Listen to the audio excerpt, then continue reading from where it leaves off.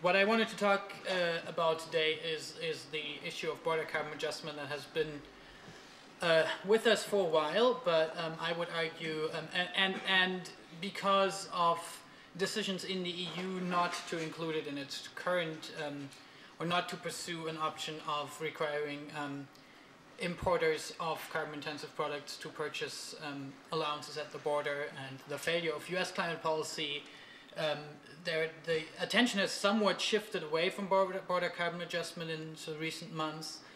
But I would argue that the issue actually, is likely to come back and deserves some continued attention. So what I want to talk about today is three things. First, talk about the objectives behind border carbon adjustment. So basically, talking about why countries are considering it as a potential tool, why that's maybe not such a good idea, and why we do need to think about it anyway. Second, to talk about some guiding principles that could help inform the design of such tools. And third, about next steps. So on the objectives question, I think it's important to understand, and it has been mentioned on the panel already, that there are several objectives that might lead countries to consider border carbon adjustment. So by border carbon adjustment, what I mean is the practice by a country that has a carbon pricing mechanism, whether that's a tax or emissions trading, to impose those costs also on imports. And potentially border carbon adjustment could also include a mechanism that would rebate those costs to exporters. So in the case of an emissions trading scheme, that means for steel imports, for example, one would assess somehow, and there are different ways of doing that, I'll get to that later, how much carbon was emitted or how much carbon is related to the production of that ton of steel that's imported, say, from China or from the US, if we're thinking about the EU here, and then the importer would have to buy the necessary allowances or would have to pay a levy at the border. So that's border carbon adjustment. Why are countries pursuing it? There are three main objectives, and one of the problems in this debate is that very often they're not clearly differentiated. So this can be about leakage, it can be about leverage, or it can be about competitiveness. And sometimes it's about all three of them somehow mixed together. Leakage refers to the fact that if I have a more ambitious carbon policy than my neighbors, or if I have a carbon policy and my neighbors don't have a carbon policy, there's a risk that that just drives production abroad, so that emissions, as a consequence of my climate policies, global emissions increase elsewhere, potentially global emissions increase, and I lose the environmental benefit I was trying to get. Leverage refers to the idea that these trade policies could also be used as an incentive for other countries to join. So if I know that these levies will be imposed on my products at the border, but if I join an international agreement, or if I agree to comparable measures domestically, then I will be exempt. Maybe, at least that's how the thinking goes, that's the reason for countries to pursue carbon policies themselves. And thirdly, there is the issue of competitiveness, which, I mean, of course, all of these are related. And competitiveness is sort of more clearly about I impose a carbon policy, and as a consequence, my industry suffers, I lose jobs, and my emissions-intensive sectors become less competitive. These three objectives, depending on which ones you pursue, your adjustment mechanism would actually look slightly different. And it would also have implications for the legal analysis. Leakage, emissions leakage is sort of clearly an environmental concern that would make it more easily justifiable to use those adjustments. Leverage, you could argue, is also an environmental, at least indirectly an environmental concern. It's a global problem, climate change, so anything that encourages more countries to participate in a global effort to address it is maybe also environmental, and competitiveness clearly isn't an environmental reason, but a very important political one, which brings us in a way back to the first panel, that it's sometimes difficult to just look at the climate policy side of climate policies, or the emission side of climate policies. so that's why those are the different objectives, and I think it's important to differentiate them. Why is border carbon adjustment maybe not the best solution to get to any of these objectives? If it's about leakage, the problem is that you will you will only cover parts of the problem, and it's administratively extremely difficult. We heard about some of those issues about how would I actually measure the embedded carbon, what sectors should I include, what sectors should I not include, because for some of them they're maybe not really emissions intensive, so the administrative burden I would create outweighs the potential emissions benefits I could get. If it's about competitiveness, first of all, I would run into problems at the WTO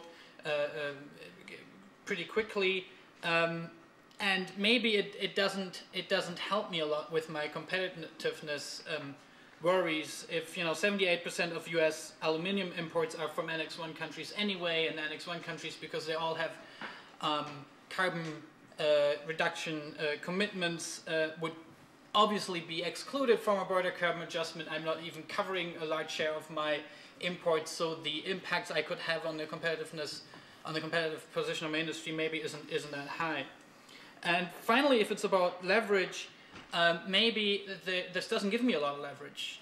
China exports 0.3% of its steel production to the United States. The idea that by putting an extra tariff on that, you could move China to radically change the policies that applies to the steel sector is probably a bit overly optimistic. So for a long time we've argued, and WRI has done this work for a long time, and so have others, that for all of these reasons this is not a good solution, or one that would be pretty difficult to put in place, and that a global agreement would be the much preferable option, a global agreement by which countries agree on by how much they want to reduce emissions and what the respective share of the global effort for different countries should be. But why then, if that's the case, why do we need to talk about border carbon adjustment anyway? Because we don't have that global agreement, and we're not likely to see it anytime soon. And what we have is a world of climate urgency on the one hand, so we have a need for action, and a world of different speeds of climate policy on the other hand. So countries are moving at different speeds. Some countries have more ambitious climate change policies than others. So these issues related to leakage and competitiveness will come back again. What I also see happening is that increasingly this is moving away from being something that's just about developed countries versus developing countries. We have the largest developed country emitter, where my institute is based, that unfortunately isn't considering any national level climate policy at this point, or the prospects aren't so great in the near future. And at the same time, we have China beginning pilot projects for emissions trading. So, so there is movement, and that's not just a movement in developed countries, while developing countries, because of their development priorities, aren't doing anything. It's becoming more complex. Hopefully, in some of those countries, including in the EU, targets will become more ambitious. So, so the gap risks to get greater, and that makes the concerns about leakage and competitiveness greater. So if it's a second best solution, but one that might be applied anyway, we thought that there is a need to think about some guiding principles that could help inform the design of these policies. We refers to a small group of experts from a number of think tanks, including IISD, the World Resources Institute, Resources for the Future, Climate Strategies, Climate Works, and the OECD, all acting in their personal capacity and getting together and just exchanging the findings of years of sort of discussion and analysis on border carbon adjustment to come up with some principles and some guidance on what you would have to keep in mind if you were to apply border carbon adjustment. This is targeted both at those countries that would apply border carbon adjustment as well as those that would be targeted to give sort of a benchmark to assess whether the design a country has chosen for its border carbon adjustment is in line with best practices or not. So what we're in the process of drafting this. We are following essentially three basic principles. It needs to be effective, so you need to be clear about which of the three objectives you're pursuing, and that'll inform the design of your policy. So it needs to be designed so that it can actually help you with these objectives, or the one of the three that you're pursuing. It needs to be equitable, so there's a fairness component, and it needs to be in principle in line with the principles both of the multilateral trade and the climate regime, which of course includes then the principle of common but differentiated responsibilities. The guidance we have drafted includes covers 5 major questions. I'll just mention them because we don't have the time to go into detail, and maybe give an example for each of them. The first one is the question of country scope. So which countries would be, if I create a border adjustment mechanism, which countries would that apply to? That depends heavily on what objective you have. So depending on whether you're trying leverage or leakage or competitiveness, you would have to exempt different countries.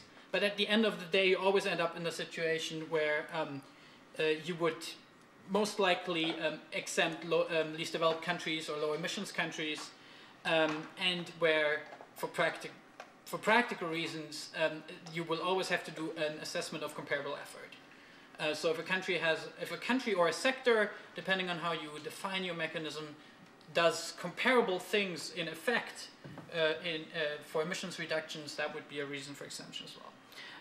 Product scope, again, theoretically is very complicated. Theoretically depends on the effectiveness. In practical terms, we recommend that you use the 2 criteria of trade intensity and emissions intensity for a given sector to then determine which sectors would be covered, and you usually end up with a list of 5 that in most countries, in most cases, you end up with a list of 5 that include aluminum, steel, pulp and paper, cement, and some chemicals. The third area we gave guidance on, or we're developing guidance on, is determining the level and type of adjustment. Here we recommend that you need to set a baseline. We discussed the different options, whether that should be best available technology, global average, country average, sector average. But what's very important here, in line with the principles I just mentioned, is to allow producers to prove that they're better than the baseline. So if you set a baseline, there needs to be a mechanism that I can say I'm doing better than the baseline, and therefore for the products I export to your country, you should only assess the adjustment based on my actual emissions. And so help make this a more acceptable measure, hopefully. That also includes the option that countries should be able to collect it themselves. So if an exporting country assesses an export tariff on steel, that's based on the emissions level, and that's comparable to what the EU would put on that, would collect as border carbon adjustment, then that should be an acceptable way as well.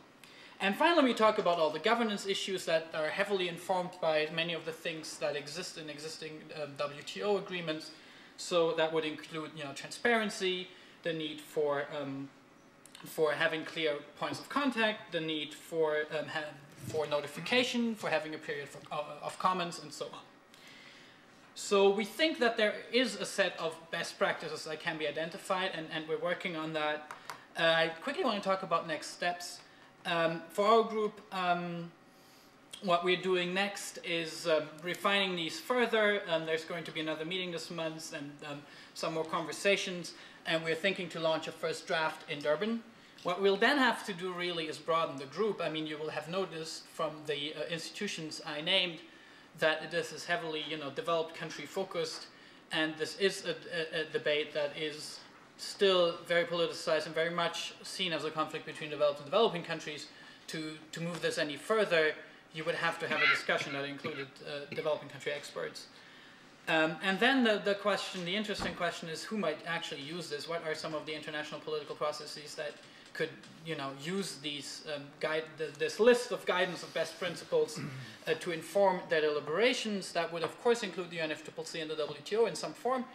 In the WTO, either in the dispute settlement, if any dispute about this ever, came up, or in some kind of, maybe the CTA would want to discuss this, or it could be in a negotiating body, it could be in just one of in sort of a regular meeting, or it could be in dispute settlement. We are also thinking that it would be great if in the Rio+20 context and in discussions about the green economy there would at least be an acknowledgement of the need for principles and guidance. And we finally thought that an additional forum could be discussions about standards. You know, maybe in the long term there could be a standard about how to do good border carbon adjustment. So, you know, develop an ISO or an international standard setting mechanism. With that, I want to end. I think questions for discussion or the two most important questions for discussions from my point of view are, is my assessment correct that this could increasingly become a debate that's not just about developed versus developing countries, but it's becoming more complex, where, you know, maybe we'll see the US being one of the main targets of border carbon adjustment, and maybe China at one point, once they've established their domestic carbon market, applying border adjustment. And where are the openings? Where, you know, which of the institutions, international institutions I just mentioned, would actually allow us to take this forward? Where could this be discussed and taken further?